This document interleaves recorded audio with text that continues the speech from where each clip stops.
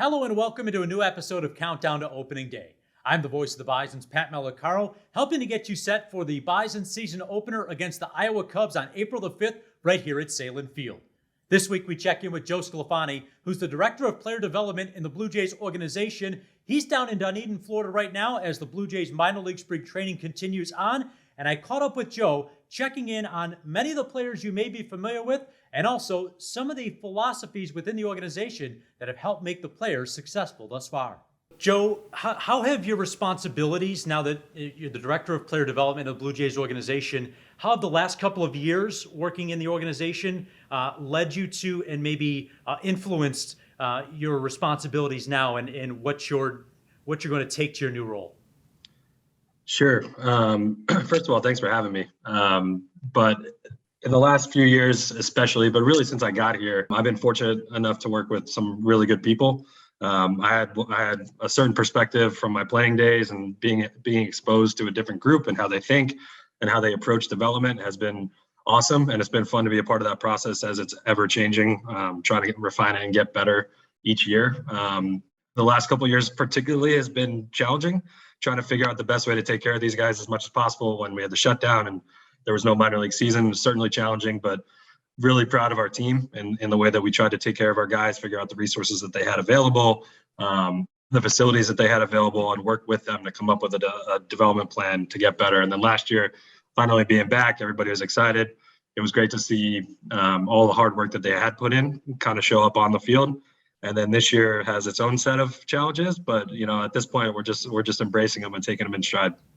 And we're sitting here in the Bison's home clubhouse, which was the Blue Jays clubhouse, in a great joint venture between the Bison's organization and the Blue Jays to really reshape Salem Field and bring a lot of the technologies, I believe, that are down in Dunedin to Buffalo and really enhance the abilities or what the players can do to get better around games situations. How important are things like that players can take leaving Dunedin to the various levels in helping them improve? Yeah, we think there's a high level of importance on it. I mean, these guys are going to be exposed to so much when they get to the big leagues that it can be really overwhelming, especially if they haven't gotten incremental exposure to it over time. So, I mean, it's as close as we could possibly get with the available tech that we have at the AAA level. And I think that's just a huge benefit for us, because when they get to the big leagues and they see all the different data and information and how we're using it within development and preparation for games, it's not any different, right? It's pretty overwhelming to finally realize your dream if it's for the first time and getting up there and sharing the experience with your family and all those things. So trying to take away anything that would add to that has been huge. And guys have bought into everything that we've been offering, which has been really cool. They ask good questions there, and then after a little bit of time, they're the ones kind of approaching us about it. Hey, I saw this. Like, what do you think about this? And when it's trending that direction, we know things are going pretty well. I want to ask you a little bit about the last season here in Buffalo and, well, I guess Buffalo and Trenton, and what the coaching staff was able to help these players with on and off the field. And someone like Casey Candell, who was a player here in Buffalo in the late 90s, and I feel like was the right person at the right time with all the uncertainty of the season starting a month late, playing in Trenton for the first couple of months at home. What were your impressions of Casey and how he was able to kind of steady the ship along with the rest of the coaches last year? Yeah, Casey is a special human being. I mean, he has such a good way about him. He makes sure that things stay fun, but he has expectations and holds people accountable. But just the environment that he was able to create with the rest of the staff was incredibly impressive last year. I mean, we dealt with challenges that no other team had, and you never heard anybody complain about it. And they showed up every single day, got their work in, and they had success, which was really impressive considering multiple homes, different spots playing all the time, the late start, like everything you could think of. But it's a testament to what Casey and his staff were able to do. And then the guys that we had there bought in. They established the environment, and then they showed up to play every single night, and you saw where the results ended up. And for Casey, back in the manager's role isn't something new. He's managed at other levels in the Blue Jays organization. And I feel like it's so nice to see some of those players that he may have managed in Vancouver in the past make it to Buffalo so quickly. And, whether it was no baseball in 2020 and guys moving up a level from 19 to 21, they may not have normally been at. But guys like Nick Allgaier who have excelled now at AAA, and to see those guys rise with Casey as well, I thought was pretty neat. Yeah, and just the way their dynamics, it's pretty cool to see. Like it was very clear that Casey establishes this pretty much everywhere he goes. Guys love playing for him. They feel like they get better, and he has them ready to go all the time. And again, like a credit to who he is as a person, as a coach. You know, the one part we miss when he's there is that he's our field coordinator as well. Not many can manage both of those jobs, and he does an incredible job, and just has a very broad-reaching impact on the org. And I want to ask you a little bit about the mixture in the coaching staff last year, and guys like David Howell, who worked so well, and you talked to the pitchers last year and how he helped them develop their pitches a little more, or Jake McGuigan, who took what he learned at Harvard under some great coaches and managers throughout his time. How is that mix, and how is it to find a mix like that where the old school and the new school, so to speak?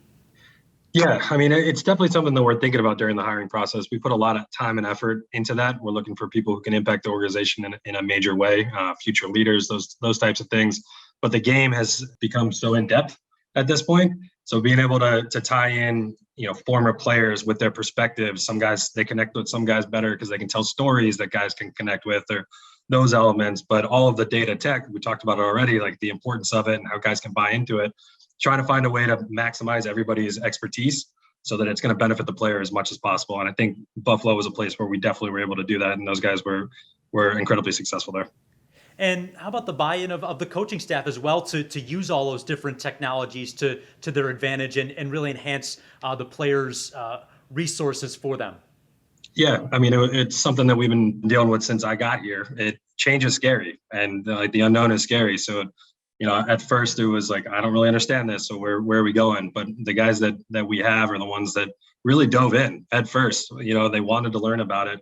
How can this make me a better coach? How can it help me impact a guy more than I would have been able to in the past? And just that consistent approach and open-mindedness and the growth mindset aspect of it, we feel like we've come a long way. We're in a good spot, but we feel like we can continue to get better there. What has the players' perspective maybe been to have somebody like Charlie Montoyo or the rest of the Blue Jays coaching staff potentially around more now than they would have in the past, where maybe they wouldn't have a chance to have the major league coaching staff see them in spring training? Yeah, it's a great question. It's something that we talked to them about when we did our original opening address, or whatever you want to call it. It's one of the most unique opportunities in the world. It's pretty special. That's not going to happen. Who knows when that's going to happen again, but all eyes are on you, right? We have our front office staff down here. We have our big league coaches down here. They're going to be working with you and be around and have conversations. And like, that is really special for minor leaguers. And I think it's just added a whole nother element to camp and the energy that we have here right now. Are there any players that Bison fans should maybe be excited for in 2022, or guys that they should start thinking about it and learning up, brushing up on now and get ready for the future? Yeah, I mean, I don't know if I could give names at this point, but I can tell you that the Bison's fans should definitely be excited for the product that's going to be on the field this year. We're going to have some really talented players, but also great people. These guys are true professionals. They're good teammates. They live everything that we preach, and they can definitely play. And I think for me personally, I'm looking forward to seeing the development of some of the young prospects like Logan Warmoth, Colin Large, guys that I think are just good athletes on the offensive and defensive side of things. How have you seen them grow as players as they've gone up the ranks of the minor leagues? Yeah, I mean, those two guys in particular are outstanding human beings and just a pleasure to have and work with all the time. They're easy guys to root for. The conversations are constant. They're the type of guys that want to have discussions on certain things. They like to ask why, what am I looking for? Those types of questions. Challenge the coaches sometimes, make sure that we're on top of what we're preaching, you know what I mean? And so we stay on top of them. We reflect on the year, have some exit meetings at the end of the year, come up with an off-season plan. The focus may switch a little bit because there's no performance on a day and nightly basis. So it's more on the physical side of things, but here are the adjustments we think you can make. And we've had touch points with those guys throughout the off season, and it's just really exciting. I mean, that's why this time of year is so exciting, because we get to see what that work looks like and how it pays off. Well, Joe, I appreciate you joining us for a couple of minutes today. Looking forward to having you here in Buffalo very soon, and best of luck the rest of the way in spring training and going forward. Thanks so much for having me. I can't wait to get up there. I'm going to try to get there in April. Sounds great. We'll have a nice heater going for you when it's a little cool out here. I'm looking forward to it. But thank you again, and take care. Look forward to welcoming Joe and the Bisons here to Salem Field very soon. Don't forget, if you missed any of the episodes here of Countdown to Opening Day, you can find them at bisons.com. Also, search us on Apple Podcasts and the Power Rally Podcast, where you can find all of our extended conversations there. Until next time, I'm Pat Malacaro. Thanks for joining us.